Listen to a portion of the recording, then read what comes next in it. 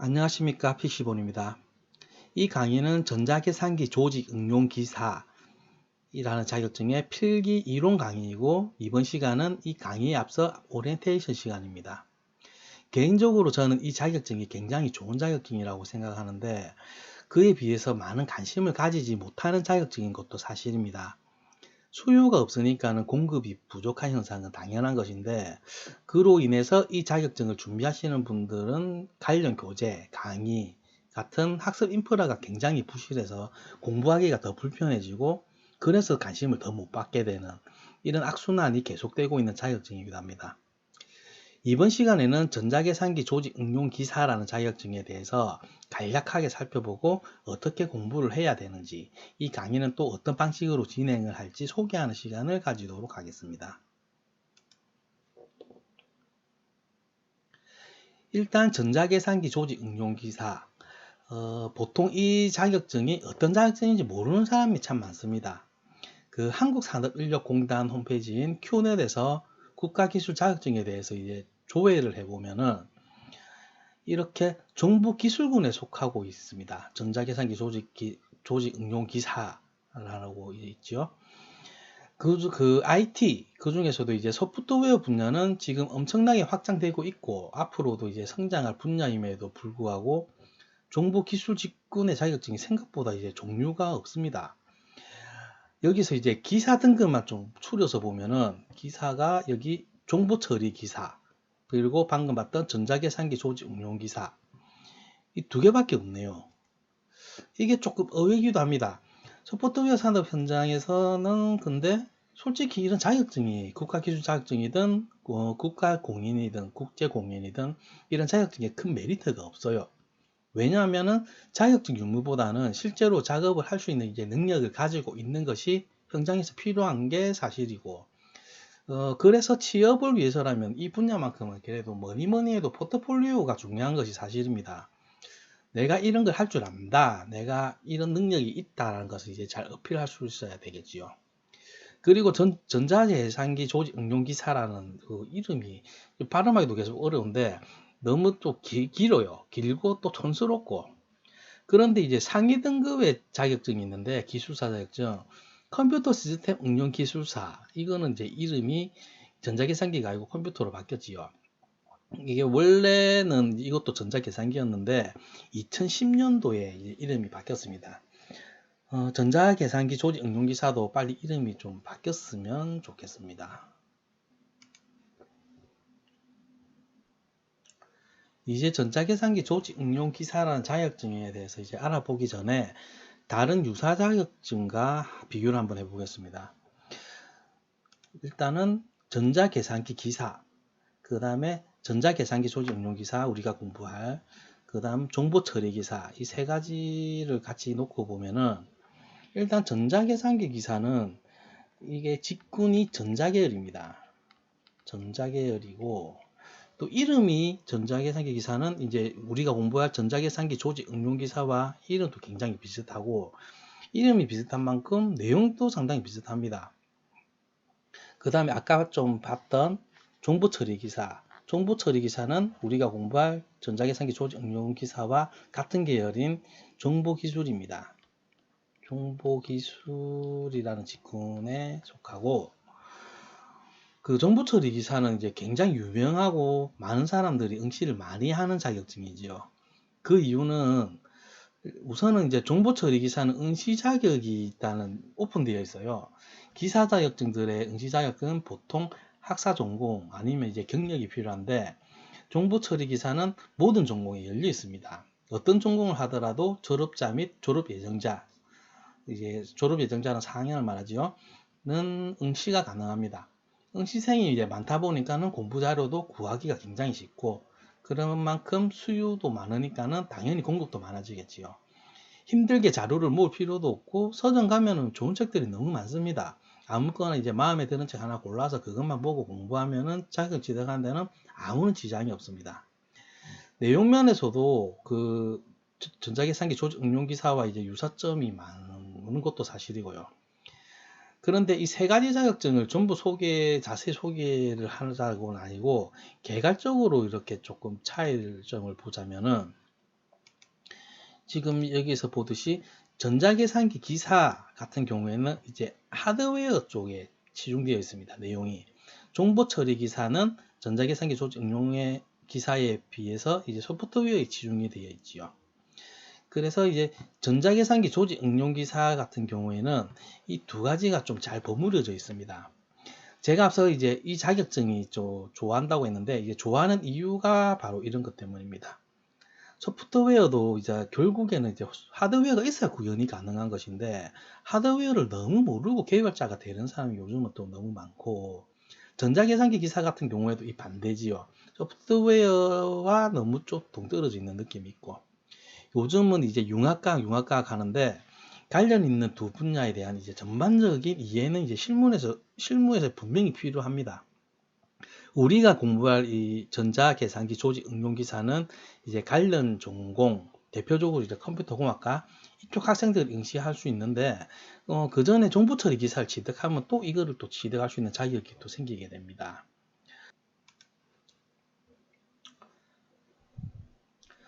정보처리 기사와 전자계산기 조직 응용 기사, 이 두 가지 자격증의 응시자 성향을 살펴보면은 재미가 있는데요.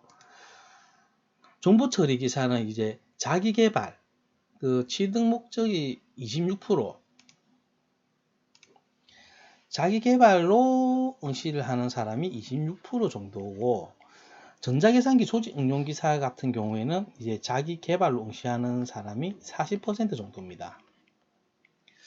이게 무엇을 말하냐면은 보통 자격증 취득 목적은 이제 취업이 가장 많은 게 정상입니다. 지금 이 표는 드러나지는 않지만은 정보처리 기사의 그 외에서 취업이 40%가 넘고, 전자계산기 조직 응용 기사에서는 그 외에 속한 취업이 20% 정도로 알고 있습니다. 그러니까는 그 조직 응용 기사는 자기 개발이 가장 많아요. 40%나. 이 말은 또 응시자들의 주목적이 자격증 취득이 아니라 그 과정, 이 분야에 대해서 공부하고 싶은 사람들이 많이 응시한다는 것이죠. 취업이라든지 이런 뚜렷하고 이제 절박한 사유 없이 공부한다는 것은 이제 아무래도 좀 어렵습니다. 자기 관리를 잘하는 사람은 이제 스스로 데드라인을 만들어 가지고 계획적으로 공부를 하는 사람도 있지만은, 보통 저도 공부를 하는 걸 굉장히 싫어하는데, 자기 개발을 위한 이런 자율적인 공부라고 하면은 그 목표나 데드라인을 이제 외부적인 요소를 많이 도입을 하지요. 자기를 더 채찍질하기 위해서.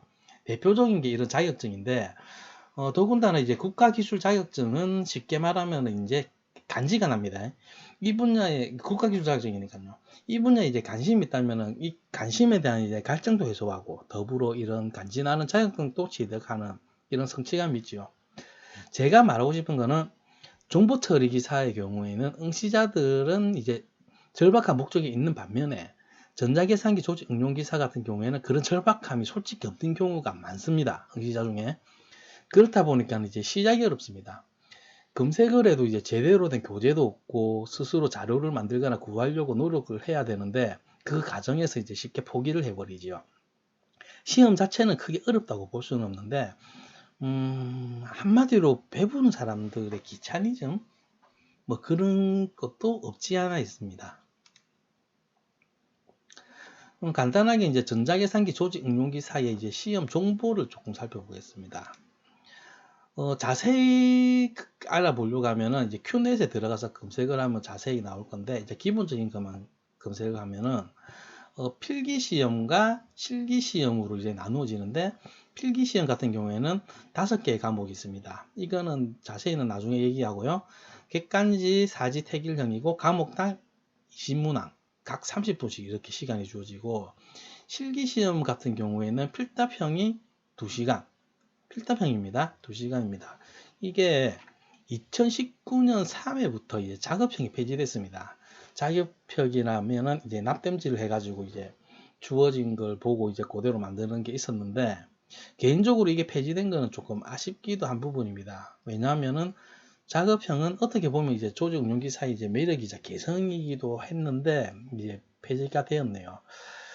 일단은 합격 기준은 필기가 100점 만점에 40점 이상 돼야 되고, 각 과목당. 이게 꽈락이죠. 과목 꽈락. 전 과목은 평균 60점 이상, 그 다음 실기도 60점 이상만 받으면 합격입니다.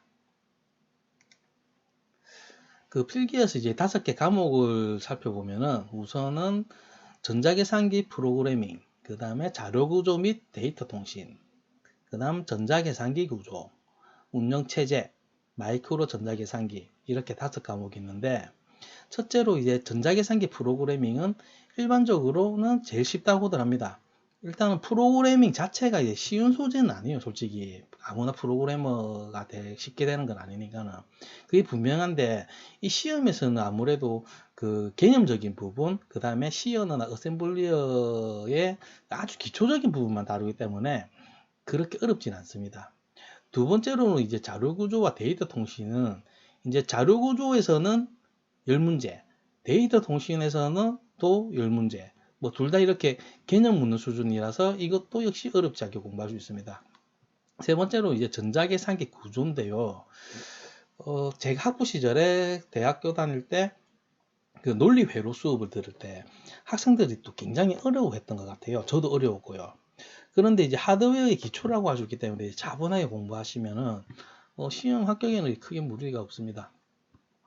네 번째로는 이제 운영체제인데, 운영체제도 역시 기초 공부하면 어려운데, 이것도 이제 기출 문제를 보니까 이게 개념 정도만 묻는 수준이기 때문에 큰 어려움 없고, 마이크로 전자계산기, 마이크로 컴퓨터죠, 이게. 이 또한 이제 개념적인 것만 묻기 때문에 또 별로 어렵진 않습니다. 저희 강의 계획은 이 표와 같습니다.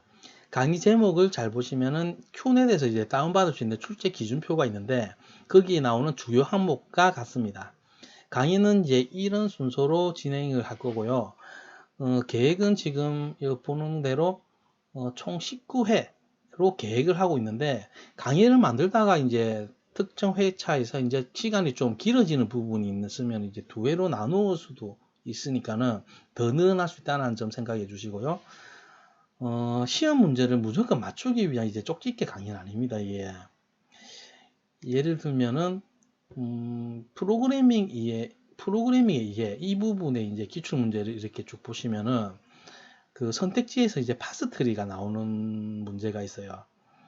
거기서는 선택지 파스트리가 나오면은 파스트리를 찍으면 무조건 정답입니다. 그 문제 은행식 방식으로 이제 출제가 되기 때문에 그런 문제가 상당히 많은데, 그런 식의 강의는 안 할 겁니다.